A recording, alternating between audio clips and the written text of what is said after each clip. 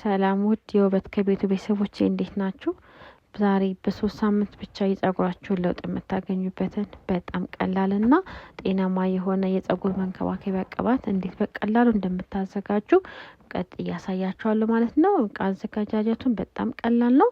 የምንጠቀመው 1 ካሮት ነው። ካሮታችንን በምታዩት መንገድ አጥቤ ልጬ አዘጋጅቼዋለሁ እና ደቃቅ መንገድ ፈቀፍቀዋለሁ ቀለል ባለ ሁኔታ ማለት ነው። አለዛ መክተፍም ይቻላል፣ ግን ይሄኛው በጣም ቀላሉ መንገድ ነው።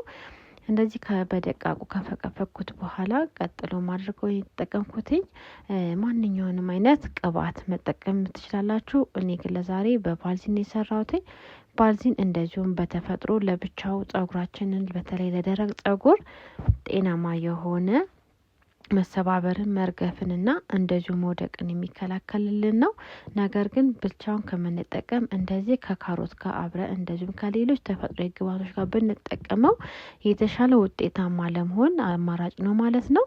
እንደዚህ በሚበቃኝን ያህል ቫዝሊን ካደረኩኝ በኋላ ቀለጥ ሲልልኝ ድረስ ጠብቀዋለሁኝ። በደንብ መቅለጡን እርግጠኛ ስትሆኑ ቅድም የፈቀፈቅነውን ካሮታችንን እንጨምርበታለን ማለት ነው። መሞቁን ያስፈለገው ያው ቶሎ ፈጣን ሆኖ ጊዜ ሳይወስድ እንዲቀላቀልን ነው ማለት ነው። በዚህ መንገድ ቅባታችንን እናዘጋጃለን። ይሄ ቅባት ለሚበጣጠስ፣ ለሚረግፍ እንደዚሁም ጫፍጫፉ ለሚሰነጣጠቅ ጸጉር በጣም ወደ ቀድሞ ቦታው የሚያለሰልስና የሚያበራ እንደዚሁም ጤናማ የሚያደርግ የቤት ውስጥ ቀላል ቅባት ነው ማለት ነው። ይህንን ሁል ጊዜ ከማበጠራችን በፊት ጫፍጫፉንና ሙሉ የጸጉራችንን ዛላ እየቀባን ጸጉራችንን መንከባከባችንን እንቀጥል ቤተሰቦቼ።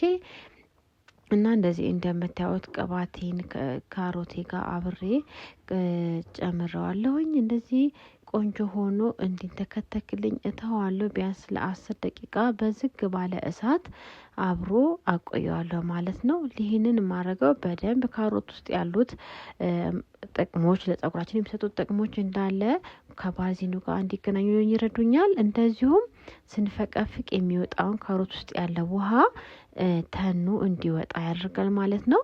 ቤተሰቦቼ እንደዚህ አድርጋችሁ ቅባታችንን እናዘጋጀ ማለት ነው። አሁን ቀጥሎ ቀዝቀዝ አድርግና ቅባቴን አጠላለሁኝ።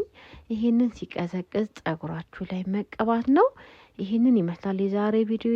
ከወደዳችሁት ላይክ እና ሼር እያደረጋችሁ ቤተሰብነታችሁን ቀጥሉ።